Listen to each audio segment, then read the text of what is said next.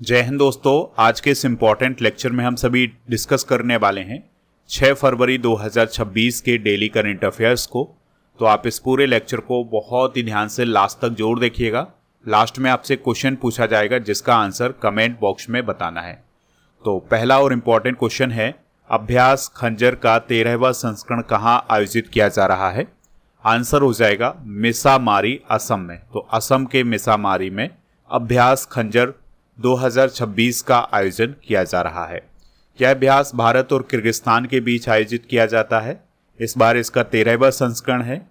4 फरवरी से 17 फरवरी तक इसका आयोजन हो रहा है। असम के मिसामारी में इसका आयोजन हुआ है। इसमें भारत की पैरासूट रेजिमेंट और किर्गिस्तान की स्कॉर्पियन ब्रिगेड शामिल हुई है।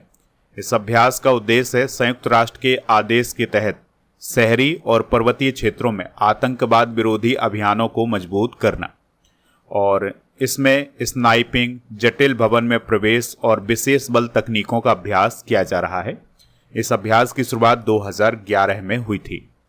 कुछ इंपॉर्टेंट अभ्यास डिस्कस करते हैं, जैसे 8वां एकता अभ्यास 2025 भारत मालदीव के बीच आयोजित किया गया था मालदीव में। डेजर्ट साइक्लोन सेकेंड अभ्यास 2025 भारत यूएई के बीच हुआ है अबू धाबी में। 14वां एक्यूबेरियन अभ्यास 2025 भारत मालदीव के बीच तिरुवनंतपुरम केरल में हुआ है। 5वां हरिमाऊ शक्ति 2025 अभ्यास भारत मलेशिया के बीच राजस्थान में। 10वां गरुड़ शक्ति अभ्यास 2025 भारत इंडोनेशिया के बीच हिमाचल प्रदेश में। इसके अलावा 19वां सूर्य किरण अभ्यास 2025 भारत नेपाल के बीच पिथौरागढ़ उत्तराखंड में हुआ है। 16 वर्ष से कम उम्र के बच्चों के लिए सोशल मीडिया के उपयोग पर प्रतिबंध लगाने वाले यूरोप का पहला देश कौन बना है? आंसर हो जाएगा स्पेन। यानी स्पेन में 16 साल से कम उम्र के बच्चों के लिए सोशल मीडिया को बैन किया गया है। इससे पहले ये प्रयोग ऑस्ट्रेलिया में किया गया था। ठीक है, तो स्पेन यूरोप महाद्वीप का पहला ऐसा देश बना है जिसने 16 वर्ष से कम उम्र के बच्चों के लिए सोशल मीडिया पर बैन लगाया है। तो वहाँ के जो प्रधानमंत्री हैं पेड्रो सांचेज, उनके द्वारा इस कानून की घोषणा की गई है और इसका उद्देश्य है बच्चों की मानसिक स्वास्थ्य की रक्षा करना। कुछ इंपॉर्टेंट करंट अफेयर्स डिस्कस करते हैं। तो न्यूजीलैंड में 16 साल से कम उम्र के बच्चों के लिए सोशल मीडिया पर प्रतिबंध लगाने की योजना घोषित की गई है। भारत ने 31 मार्च 2026 तक के लिए चांदी के आयात पर अस्थायी प्रतिबंध लगाया है। साउथ कोरिया ने मार्च 2026 से कक्षाओं में मोबाइल फोन पर प्रतिबंध लागू किया जाएगा। पंजाब सरकार ने हेरिटेज खेलों पर लगा प्रतिबंध हटाया है। ऑस्ट्रेलिया ने 16 साल से कम उम्र के बच्चों के लिए सोशल मीडिया के उपयोग पर प्रतिबंध लगाया है। डेनमार्क सरकार ने 15 साल से कम उम्र के बच्चों के लिए सोशल मीडिया के इस्तेमाल पर बैन लगाने की योजना बनाई है।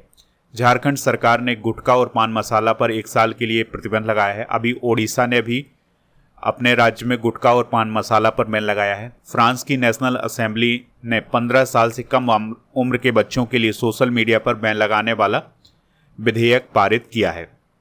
दोरजी वांगबो वांगचुक किस देश की महारानी हैं जिन्हें असम में सोल्जर ऑफ ह्यूमैनिटी पुरस्कार 2025 से सम्मानित किया गया है? आंसर हो जाएगा भूटान। तो दोस्तों, भूटान की महारानी दोरजी वांगमो वांगचुक को असम में 22वें Upendra Nath Brahma soldier of humanity पुरस्कार 2025 से सम्मानित किया गया है। उन्हें असाधारण मानवीय सेवा और करुणामय नेतृत्व के लिए ये सम्मान प्रदान किया गया है। इस पुरस्कार की जो स्थापना है ये 2004 में हुई थी। कुछ महत्वपूर्ण पुरस्कार डिस्कस करते हैं जो हाल फिलहाल में दिए गए हैं। जैसे प्रधानमंत्री राष्ट्रीय बाल पुरस्कार 2025 वैभव सूर्यवंशी को मिला था, ये क्रिकेटर हैं। 40 अंडर 40 लॉयर अवार्ड 2025 अधिवक्ता शुभम अवस्थी को। Transformational leader of the year 2025 जय साह को। संयुक्त राष्ट्र का सर्वोच्च पर्यावरण पुरस्कार 2025 सुप्रिया साहू को। और Golden Globe Horizon award 2025 Alia Bhatt को। Time magazine CEO of the year 2025 Neel Mohan. Time magazine person of the year 2025 AI के आर्किटेक्ट्स को दिया गया है। पेटा इंडिया की person of the year 2025 Raveena Tandon. Global humanitarian award 2025 Anant Ambani. Manohar Parrikar युवा वैज्ञानिक पुरस्कार 2025 साई गौतम गोपाल कृष्णन को मिला है। अगला क्वेश्चन है, सोरिया अघाई हाजी आगाह का संबंध किस देश से है जो अंतर्राष्ट्रीय ओलंपिक समिति की सदस्य बनी है? आंसर हो जाएगा ईरान। तो अंतर्राष्ट्रीय ओलंपिक समिति ने बैडमिंटन खिलाड़ी सोरिया अघाई हाजी आगाह को पहली ईरानी महिला सदस्य के रूप में चुना है। यानी कि जो सोरिया अघाई हैं ये पहली ऐसी महिला हैं ईरान की जो अंतर्राष्ट्रीय ओलंपिक समिति की मेंबर बनी है और वो इंटरनेशनल ओलंपिक कमेटी की 107वीं सदस्य बनी है। आपको याद रखना है कि सोरिया अघाई 2004 के बाद ईरान की पहली IOC प्रतिनिधि भी बनी है। अघाई एक बैडमिंटन खिलाड़ी हैं। उन्होंने 2021 के टोक्यो ओलंपिक में भी भाग लिया था और वो इस खेल में ईरान की पहली महिला ओलंपियन भी बनी थी। बात करते हैं अंतर्राष्ट्रीय ओलंपिक समिति की यानी इंटरनेशनल ओलंपिक कमेटी की। तो इसकी स्थापना होती है 23 जून 1894 को पियरे डी कोवर्टिन के द्वारा इसकी स्थापना की गई थी। लॉजेन स्विट्जरलैंड में इसका हेडक्वार्टर है। इसका उद्देश्य है ओलंपिक खेलों को रेगुलेट करना।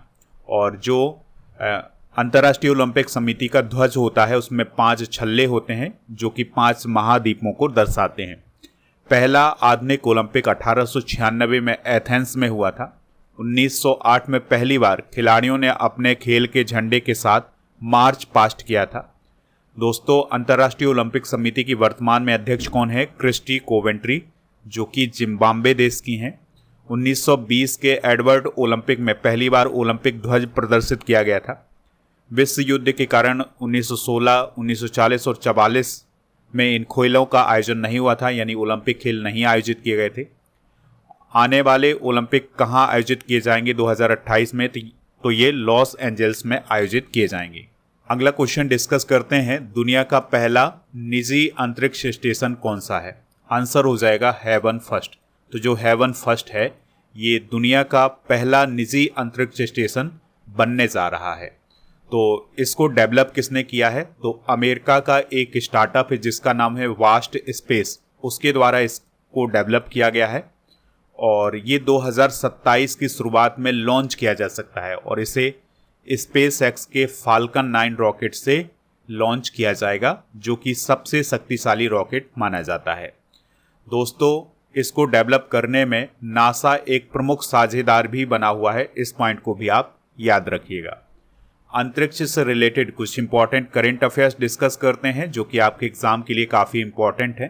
तो मिसाइला वेंथोस अंतरिक्ष में जाने वाली पहली व्हीलचेयर उपयोगकर्ता बनी है। इसरो ने 24 दिसंबर 2025 को ब्लू बर्ड ब्लॉक 2 संचार उपग्रह का सफल प्रक्षेपण रॉकेट LVM-3 के जरिए श्रीहरिकोटा से किया था। ये अमेरिका का संचार उपग्रह था, इस बात को आप याद रखिएगा। ओमान ने पहली satellite Oman sat first Airbus की मदद से लॉन्च किया है। गोदरेज एरोस्पेस ने इसरो को पहला मानव रेटेड L110 विकास इंजन सौंपा है। कुंचला केबल रेड्डी जो कि एक भारतीय हैं, वो अमेरिका में 2029 के अंतरिक्ष मिशन प्रशिक्षण के लिए उन्हें चुना गया है। इसरो ने 2030 तक मंगलयान 2 को मंगल ग्रह पर उतारने की घोषणा की है। भारत ने LVM-3 M5 रॉकेट से सबसे भारी कॉमसैट CMS-03 का सफल प्रक्षेपण किया था। नासा द्वारा खोजे गए पृथ्वी के दूसरे अस्थायी चंद्रमा का नाम 2025 PN7 है। भारत का पहला मानव अंतरिक्षयान मिशन गगनयान 2027 में लॉन्च किया जाएगा। तो ये सारे इंपॉर्टेंट फैक्ट आप नोट कर लें। अगला क्वेश्चन है, रिक्लेमिंग इनक्रेडिबल पुस्तक किसके द्वारा लिखी गई है? तो ये नवीन कुंडू के द्वारा लिखी गई है। तो नवीन कुंडू के द्वारा हाल ही में एक पुस्तक लिखी गई है, उसका नाम है रिक्लेमिंग इनक्रेडिबल। यह पुस्तक भारत के पर्यटन क्षेत्र को 2047 तक $1 ट्रिलियन का उद्योग बनाने के लिए जो रणनीतिक दृष्टिकोण है उसको प्रस्तुत करती है। कुछ इम्पॉर्टेंट पुस्तकें आपको याद रखनी हैं जो हाल फिलहाल में चर्चा में रही हैं, जैसे द ब्रह्मास्त्र अनसील्ड को लिखा है T शिवानंद ने। Ready, relevant and resurgent second को लिखा है अनिल चौहान ने। अबव एंड बियॉन्ड को लिखा है शिव कुमार मोहनका ने। आफ्टर मी चाओस को लिखा है MJ अकबर ने। महात्मा गांधी और पर्यावरण को लिखा है TN खोसू ने। They will suit you madam को लिखा है हरिंदर बाबेजा ने। विंग्स ऑफ बेलोर को लिखा है स्वप्निल पांडे ने। लिविंग द विवेकानंद वे को लिखा है अनन्या अवस्थी और निखिल यादव ने। डिफरेंट वट नो लेस को लिखा है अनुपम खेर ने। Mother Mary come to me को लिखा है अरुंधति रॉय ने। किस भारतीय निशानेबाज ने एशियाई निशानेबाजी चैंपियनशिप में 10 मीटर एयर पिस्टल का व्यक्तिगत गोल्ड मेडल जीता है? आंसर हो जाएगा ईसा सिंह ने। तो भारतीय निशानेबाज हैं ईसा सिंह। तो उन्होंने एशियाई निशानेबाजी चैंपियनशिप में 10 मीटर एयर पिस्टल स्पर्धा में गोल्ड मेडल अपने नाम किया है। तो नई दिल्ली में ये प्रतियोगिता आयोजित की गई थी। तो वहाँ पर उन्होंने यानी ईसा सिंह ने 10 मीटर एयर पिस्टल स्पर्धा में गोल्ड मेडल हासिल किया है। यह उनका दूसरा सीनियर एशियाई चैंपियनशिप गोल्ड मेडल है। इसके अलावा महिला टीम स्पर्धा में ईसा सिंह, मनु भाकर और सुरुचि सिंह ने गोल्ड मेडल हासिल किया है। वहीं पर अगर हम पुरुष वर्ग की बात करें तो सम्राट राणा ने 10 मीटर एयर पिस्टल स्पर्धा में ब्रॉन्ज मेडल हासिल किया है। स्पोर्ट्स से रिलेटेड कुछ पुराने करंट अफेयर्स को डिस्कस करते हैं। बाकी हम कल करंट अफेयर्स डिस्कस कर चुके हैं स्पोर्ट्स का। तो जैसे वैभव सूर्यवंशी 36 गेंदों में शतक लगाकर के सबसे युवा लिस्ट ए शतकवीर बने हैं। स्मृति मंधाना 4000 रन बनाने वाली पहली भारतीय महिला बनी है। सुखमन सिंह ने IGU 124वें एमेच्योर चैंपियनशिप में जीत हासिल की है। और झारखंड ने पहली बार सैयद मुश्ताक अली ट्रॉफी 2025 जीती है। प्रशांत वीर IPL इतिहास के सबसे महंगे अनकैप्ड खिलाड़ी बने हैं। उन्हें CSK ने 14.20 करोड़ रुपए में खरीदा था। ICC men's player of the month November 2025 Simon Harmer जो कि साउथ अफ्रीका के थे और सैफाली वर्मा बनी थी जो कि इंडिया की क्रिकेटर हैं। जॉन सीना ने WWE से संन्यास लेने की घोषणा 2025 में की थी। भारतीय नौसेना का कौन सा प्रशिक्षण पोत ओमान के सलालाह बंदरगाह पर पहुंचा है? आंसर हो जाएगा INS सुदर्शनी। तो भारतीय नौसेना का प्रशिक्षण पोत है INS सुदर्शनी। तो ये अपनी यात्रा के पहले पड़ाव पर पहुंचा है और ये सलालाह बंदरगाह पर पहुंचा है जो कि ओमान में स्थित है। ठीक है। तो भारत और ओमान के बीच में जो समुद्री रिश्ते हैं उनको मजबूत करने के लिए ये यात्रा की गई है। ओमान की बात कर लेते हैं तो यह पश्चिम एशिया में दक्षिण पूर्वी अरब प्रायद्वीप में स्थित एक देश है। मस्कट इसकी राजधानी है। हैतम बिन तारिक यहाँ के सुल्तान हैं। राजकुमार हैं थियाजिन बिन हैतम और ओमानी रियाल यहाँ की करेंसी है। ऑफिशियल लैंग्वेज है अरबी। और ओमान ने पहली बार हाल ही में वहाँ की जो करेंसी है रियाल उसका एक पॉलीमर नोट जारी किया है। अगला क्वेश्चन है भगवान बुद्ध के पवित्र देवनी मोरी अवशेषों को किस देश में प्रदर्शनी के लिए ले जाया गया है? आंसर हो जाएगा श्रीलंका। तो भगवान बुद्ध के जो पवित्र देवनी मोरी अवशेष हैं उनको श्रीलंका ले जाया गया है जहां पर उनके दर्शन किए जाएंगे, उनकी प्रदर्शनी की जाएगी। तो दोस्तों गुजरात के जो राज्यपाल हैं आचार्य देवव्रत और वहां के जो उप मुख्यमंत्री हैं हर्ष संघवी, इनके नेतृत्व में एक प्रतिनिधि मंडल श्रीलंका की राजधानी कोलंबो पहुंचा हुआ है और उन्हीं के मार्गदर्शन में ये पवित्र अवशेष श्रीलंका गए हुए हैं। और देवनी मोरी अवशेष पहली बार अंतर्राष्ट्रीय प्रदर्शन के लिए श्रीलंका भेजे गए हैं। इन अवशेषों को श्रीलंका के गंगा रामया मंदिर ले जाया गया है। यहाँ पर 4 से 11 फरवरी तक इनका प्रदर्शन किया जाएगा और इनकी पूजा की जाएगी। 11 फरवरी को ये पवित्र अवशेष भारत वापस लाए जाएंगे। अच्छा, बात करते हैं भगवान बुद्ध की। तो इनके बचपन का नाम था सिद्धार्थ। इनका जन्म 563 ईसा पूर्व में लुम्बिनी नेपाल में हुआ था। शाक्य वंश के राजा शुद्धोधन के ये पुत्र थे। इनकी माता का नाम था माया देवी, पत्नी का नाम था यशोधरा, पुत्र का नाम था राहुल।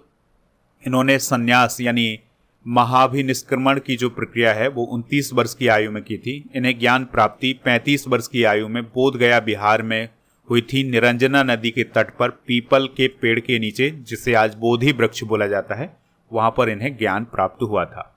प्रथम उपदेश यानी धर्म चक्र प्रवर्तन इन्होंने किया था सारनाथ वाराणसी में।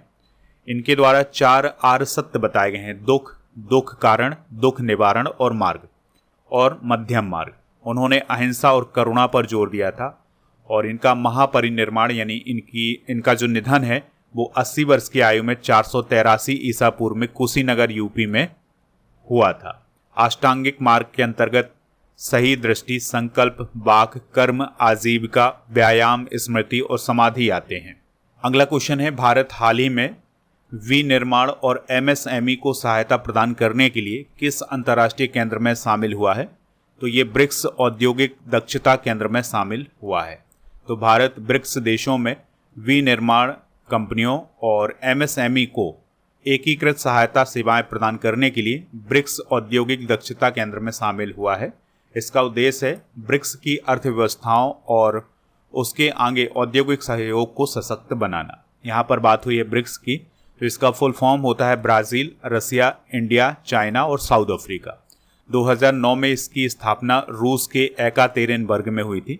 इसके मूल सदस्य 5 हैं, ब्राज़ील, रसिया, इंडिया, चाइना और साउथ अफ्रीका। वर्तमान में इसके 10 मेंबर हैं। तो इसमें ब्राज़ील, रसिया, इंडिया, चाइना, साउथ अफ्रीका के अलावा इजिप्ट, इथियोपिया, ईरान, यूएई और इंडोनेशिया है।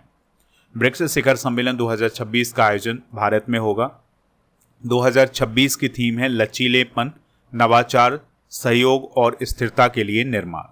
तो दोस्तों ये थे आज के करंट अफेयर्स के क्वेश्चन। आप स्टडी करके ऐप को इंस्टॉल कर लें, जिसका लिंक डिस्क्रिप्शन बॉक्स में दिया गया है।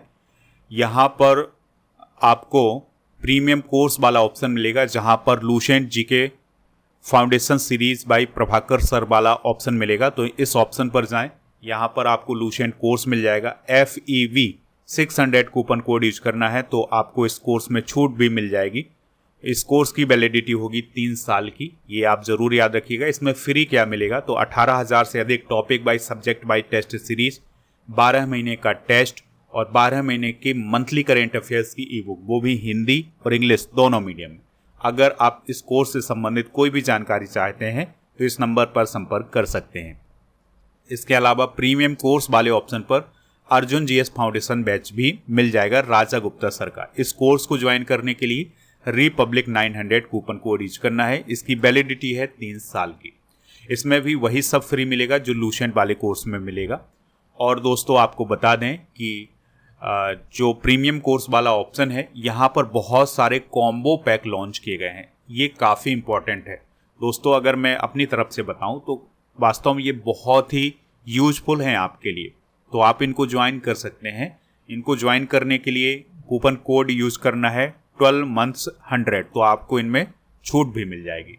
इसके अलावा आपको बता दें कि इसी प्रीमियम कोर्स वाले ऑप्शन पर 2 स्पेशल कॉम्बो पैक लॉन्च किए गए हैं। तो इनमें है क्या कि 12 महीने के मंथली करेंट अफेयर्स की ई बुक का पैकेज है, यानी कि आपको 12 महीने की जो ई बुक है वो एक साथ मिल जाएंगी। ठीक है, या तो आप अलग अलग खरीद लें या फिर आपको ये कॉम्बो पैक में मिल जाएगी हिंदी और इंग्लिश दोनों मीडियम में। इसके लिए भी वही कूपन को यूज करना है 12 month 100। ठीक है, टेस्ट सीरीज वाले ऑप्शन पर आपको 12 महीने के करंट अफेयर्स की टेस्ट सीरीज, 10,000 से अधिक जीके जीएस के क्वेश्चन की test series, computer special test, daily current affairs का टेस्ट और करंट अफेयर्स का मॉक टेस्ट मिल जाएगा। और जब आप करंट अफेयर्स का मॉक टेस्ट देते हैं तो इस प्रकार से आपकी रैंकिंग जारी की जाती है, तो आप जरूर मॉक टेस्ट दीजिएगा। और ई बुक वाले सेक्शन पर monthly current affairs, yearly current affairs, half yearly current affairs, इन सभी की ई बुक मिल जाएंगी, तो इनको जा करके प्राप्त कर सकते हैं। जैसे जनवरी की लॉन्च कर दी गई है, अभी लॉन्च हुई है, तो उसको जा करके प्राप्त कर लें। हिंदी इंग्लिश दोनों मीडियम में मिल जाएगी। बाकी ईयरली करंट अफेयर्स की ई बुक भी लॉन्च कर दी गई है। चलिए अब हम कल के करंट अफेयर्स को एक बार रिवाइज करते हैं। ओडिशा के किस स्थान पर राष्ट्रीय यूएवी परीक्षण और नवाचार कॉरिडोर स्थापित किया जा रहा है? रंगेलुंडा में। भारत अमेरिका व्यापार समझौते के तहत अमेरिका ने भारतीय वस्तुओं पर शुल्क को 50% से घटाकर कितना कर दिया है? 18। भारत का पहला स्वदेशी ग्रीन यूरिया संयंत्र कहाँ स्थापित किया जाएगा? तो ये पुदीमा डाका आंध्र प्रदेश में। और टाइटन स्मार्ट ने अपनी किस नई स्मार्ट वॉच के लिए चिराग शेट्टी और सात्विक साईराज रंकी रेड्डी को ब्रांड एम्बेसडर बनाया है? Titan cluster 2.0। आंध्र प्रदेश के मुख्यमंत्री एन चंद्रबाबू नायडू के द्वारा लॉन्च किया गया पिल्लू AI क्या है? तो ये वॉइस बेस्ड बिलिंग और अकाउंटिंग ऐप है। भारतीय विमानपत्तन प्राधिकरण बोर्ड में पहली महिला सदस्य के रूप में किसने पदभार संभाला है? निवेदिता दुबे।